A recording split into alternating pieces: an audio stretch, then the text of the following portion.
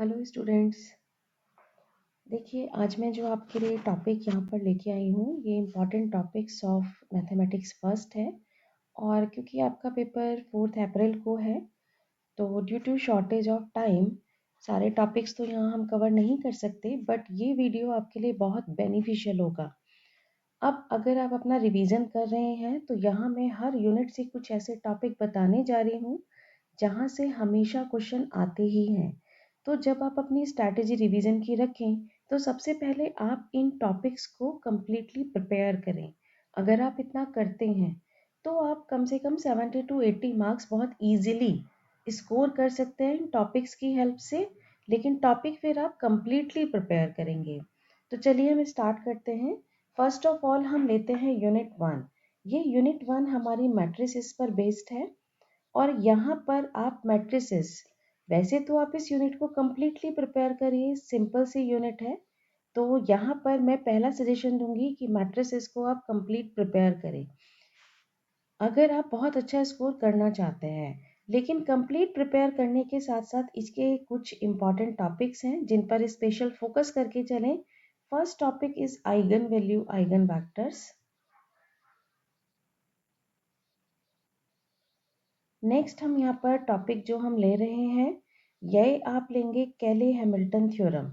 इस टॉपिक को बहुत अच्छे से तैयार कर लीजिए, कैले हैमिल्टन थ्योरम। अब कैले हैमिल्टन थ्योरम पर बेस्ड आपको क्या क्या चीज़ें प्रिपेयर करनी है। सबसे पहले इस थ्योरम का स्टेटमेंट प्रिपेयर करिए। ये आपको स्टेटमेंट बहुत अच्छे से प्रिपेयर होना चाहिए। और इस कैले हैमिल्टन थ्योरम का वेरिफिकेशन एग्जाम में पूछ लिया जाता है। कैले हैमिल्टन की हेल्प से इनवर्स ऑफ मैट्रिसेस एंड कोई भी पॉलिनोमियल रिडक्शन के लिए आ जाता है। सो रिडक्शन ऑफ पॉलिनोमियल, ये अब जो भी एग्जाम में पूछा जाए, स्टेटमेंट पूछा जाए स्टेटमेंट दीजिए, वेरिफिकेशन कहा जाए वेरिफिकेशन बताइए। लेकिन कैले हैमिल्टन टॉपिक से आप इतना पार्ट बहुत अच्छे से प्रिपेयर कर लें। कैले हैमिल्टन के बाद आप जो यहाँ पर प्रिपेयर करेंगे वो है system of linear equation. System of linear equations, इस टॉपिक को प्रिपेयर करिए।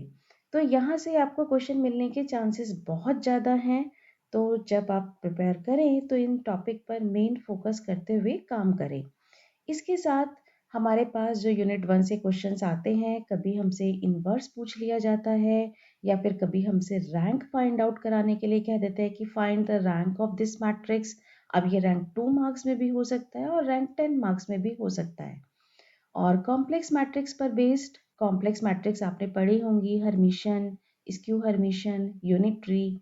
तो इस पर बेस्ड अगर क्वेश्चन बनता है 2 मार्क्स का बनता है। बहुत रेयर चांस होता है कि हमारा ये क्वेश्चन 10 मार्क्स में जाए। तो आप इन टॉपिक्स को बहुत अच्छे से फोकस करें। तो मेरा पहला आपको सजेशन होगा कि यूनिट 1 कंप्लीट तैयार करें, बट जो मैंने कुछ यहाँ टॉपिक्स लिखे हैं इन पर स्पेशल फोकस करते हुए काम करिए। इसके बाद हम जो लेने जाते हैं, अब हम आते हैं यूनिट 2। यूनिट 2 बहुत इजी यूनिट है। तो यूनिट 2 में सबसे पहला टॉपिक आपको सजेस्ट करूंगी कि आप लेबनिट्स को कम्प्लीटली प्रिपेयर करें। Leibniz theorem, and Leibniz theorem के साथ एक टाइप के क्वेश्चन आते हैं y n0। अगर मैं इस टॉपिक की बात कर रही हूँ तो ऐसा नहीं होना चाहिए कि आपने लेबनिट्स से सिर्फ स्टेटमेंट पढ़ा, एक या दो क्वेश्चन किए, देन हो गया। नहीं, लेबनिट्स थ्योरम अगर आपसे कहा जा रहा है तो आप लेबनिट्स थ्योरम में आए जितने क्वेश्चंस हैं जो लास्ट 5 और 7 ईयर्स में आए हैं, वो सारे क्वेश्चन लेबनिट्स के प्रिपेयर करिए। जो पिछले बार के पेपर्स के एनालिसिस हैं उसके अकॉर्डिंग लेबनिट्स बहुत स्कोर लेकर जाता है।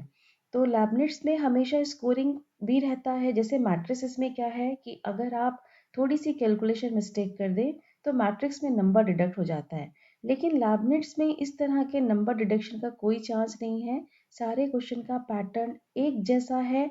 तो आप इस लेबनिट्स थ्योरम को कंप्लीटली बहुत अच्छे से प्रिपेयर करें। फिर ये होना चाहिए कि अगर कोई भी क्वेश्चन लेबनिट्स से आ जाए तो आप उसको इजीली अटेम्प्ट कर सकें।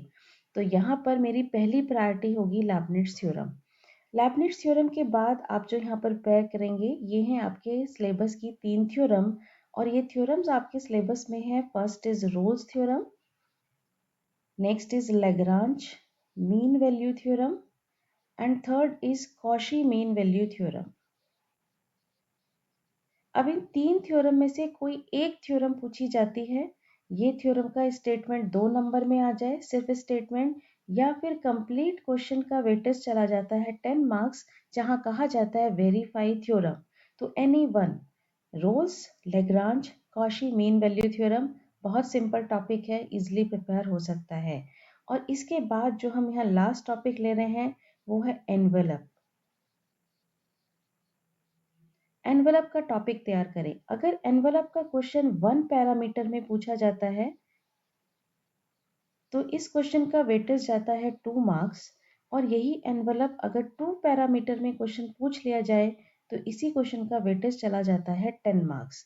वैसे तो यूनिट 2 में आपका कर्व ट्रेसिंग भी है, क्योंकि अगर आप 100% सिलेबस की तो मैं यहाँ बात नहीं कर रही हूँ, मैं यहाँ सिर्फ इम्पॉर्टेंट टॉपिक्स की बात कर रही हूँ। तो यूनिट 2 के लिए मैंने जो आपको टॉपिक दिए जिनका आप रिवीजन करेंगे, लैबनिट्स, थ्योरम्स एंड एनवेलप।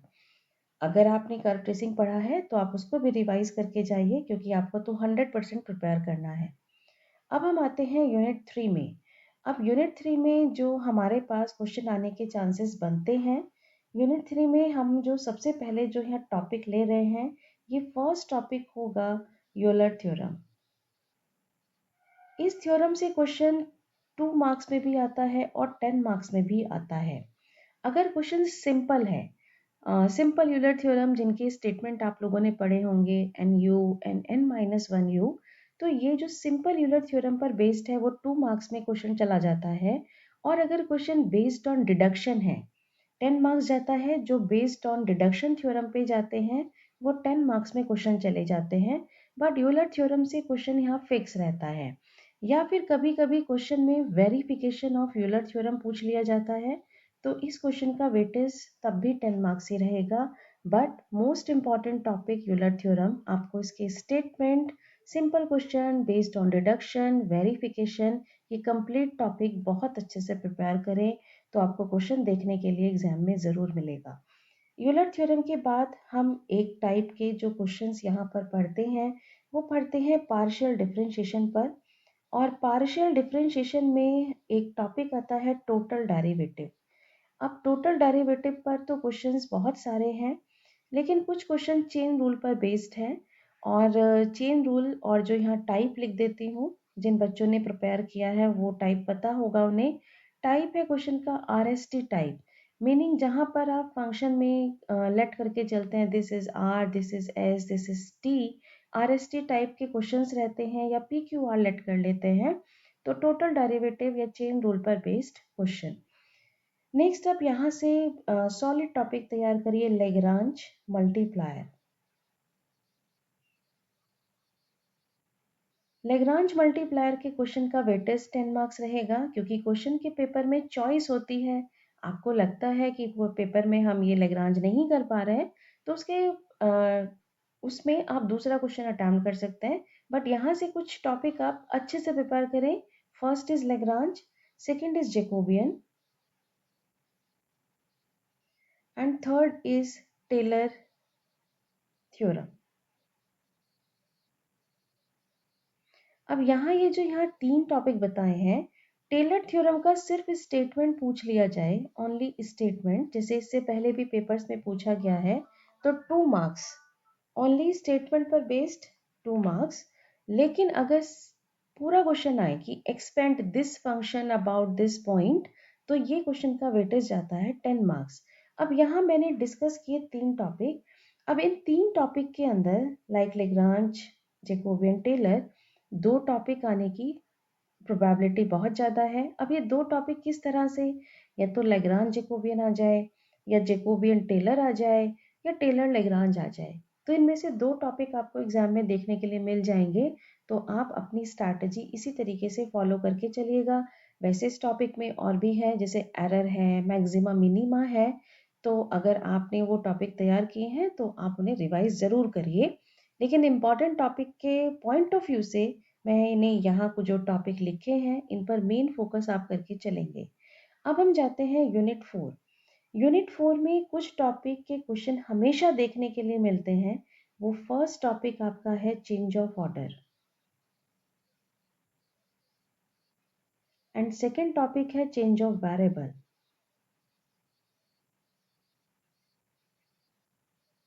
अब चेंज ऑफ वेरिएबल में या तो वो कह देता है कि पोलर में कन्वर्ट कर लीजिए क्वेश्चन को, या यूवी ट्रांसफॉर्मेशन की बात कर देता है। तो इसमें से आपको ये दोनों टॉपिक पर क्वेश्चन देखने के लिए मिल जाते हैं। अगर चेंज ऑफ ऑर्डर उसने सेक्शन बी में पूछ लिया तो सेक्शन सी में चेंज ऑफ वेरिएबल पूछ लेता है। सेक्शन बी में अगर चेंज ऑफ वेरिएबल की बात कर ली तो सेक्शन सी में चेंज ऑफ ऑर्डर पूछ लेगा। तो यहाँ पर आपको इन दोनों टॉपिक से क्वेश्चन मिल ही जाते हैं। तो यूनिट 4 में change of order, change of variable, important questions, important topic सारे प्रिपेयर करें। इसके बाद यहाँ पर ये जो आपका टॉपिक का वेटेज रहता है ये भी 10 मार्क्स, और इसका वेटेज भी आपका रहेगा 10 मार्क्स। कुछ क्वेश्चंस आपसे डायरेक्टली इवैल्यूएट के लिए कहे जाते हैं, इवैल्यूएट डबल इंटीग्रल या ट्रिपल इंटीग्रल। तो इस तरह के क्वेश्चन रहते हैं आपके सेक्शन ए में 2 मार्क्स के। अब आते हैं कि कुछ क्वेश्चंस जो और 10 मार्क्स में बनते हैं। वो क्वेश्चन हमारा बनता है एरिया। एटलीस्ट इनके फॉर्मूले तो आपको पता होने चाहिए, लेकिन वैसे अगर आप क्वेश्चन करें भी तो एरिया का कार्टीजन एंड पोलर दोनों टॉपिक तैयार करें कि कार्टीजन में आप क्या लेते हैं, पोलर में क्या लेते हैं। एरिया का फॉर्मूला कार्टीजन में तो आप डबल इंटीग्रेशन dx dy लेते हैं, और पोलर में फॉर्मूला आप लेते हैं r dr d थीटा। तो इनके बेस पर क्वेश्चंस को प्रिपेयर कर लीजिए। एरिया के बाद आप प्रिपेयर करें यहाँ पर वॉल्यूम। फॉर्मूला आपको पता होना चाहिए, इजी से क्वेश्चंस हैं। और वॉल्यूम के साथ centre of gravity and mass. तो जो confirm topic change of order, change of variable, और इसके बाद area, volume and simple question of evaluate. अब हम चलते हैं यूनिट 5 पर। तो यूनिट 5 जो हमारी बेस्ड है वो है बेस्ड वेक्टर कैलकुलस पर। अब ये जो यूनिट डिवाइड है वेक्टर कैलकुलस, ये दो पार्ट में डिवाइड आती है। First vector differentiation and vector integration. अब वेक्टर डिफरेंशिएशन से जो हमारे टॉपिक ऑलवेज यहाँ कंफर्म रहते ही हैं, ये टॉपिक के कुछ टाइप हैं। सबसे पहले तो आपको बेसिक डेफिनेशन पता होनी चाहिए। ग्रेडियंट कैसे फाइंड आउट करते हैं, डाइवर्जेंस कैसे फाइंड आउट करते हैं, एंड कर्ल कैसे फाइंड आउट किया जाता है। सिंपल क्वेश्चन, क्योंकि ये सिंपल क्वेश्चन 2 मार्क्स को कवर कर जाते हैं।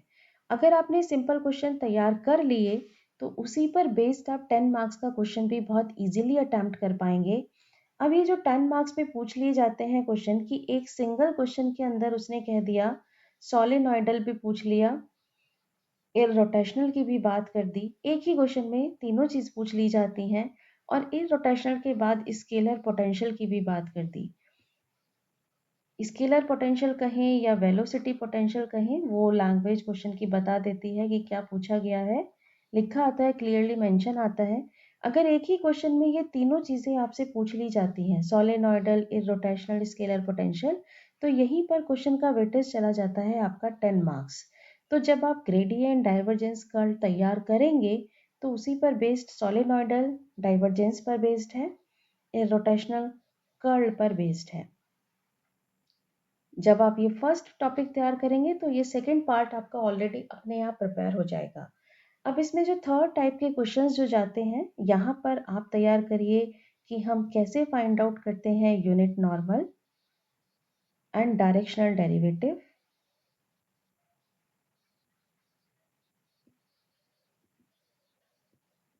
इससे बाहर क्वेश्चन वेक्टर डिफरेंशिएशन का नहीं जाएगा।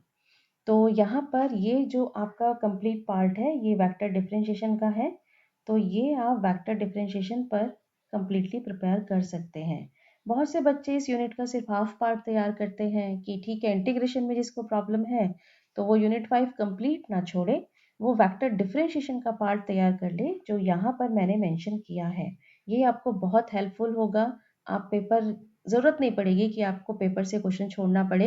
आप इजीली अगर आपने तैयार कर लिया तो आप क्वेश्चन इजीली निकाल जाएंगे। अब इसके बाद आपका जो वेक्टर कैलकुलस का पार्ट आता है वो आता है वेक्टर इंटीग्रेशन।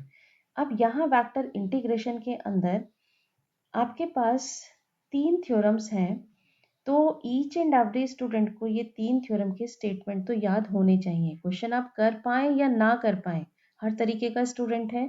जिन्हें इंटीग्रेशन टफ लगता है वो इस पार्ट को छोड़ देते हैं, लेकिन मैं ये कहूँगी पार्ट छोड़ने से पहले आप कम से कम थ्योरम के स्टेटमेंट तो लर्न करके एग्जाम में ज़रूर लिख कर आए। फर्स्ट आप यहाँ पर तैयार करें ग्रीन्स थ्योरम का स्टेटमेंट। तो सबसे पहले लिख देती हूँ मैं यहाँ पर कि ये स्टेटमेंट तो हर एक को याद होना चाहिए। अब इसी स्टेटमेंट के बाद क्वेश्चन में या तो इवैल्यूएट कहा जाता है कि इवैल्यूएट करिए ग्रीन की हेल्प से, या कहा जाता है कि वेरीफाई करिए। इवैल्यूएट कहा गया है तो इवैल्यूएट पर काम करेंगे, वेरीफाई कहा गया है तो वेरीफाई पर काम करेंगे, लेकिन स्टेटमेंट हर कोई तैयार कर सकता है। ग्रीन थ्योरम के बाद आप प्रिपेयर करिए स्टोक्स थ्योरम।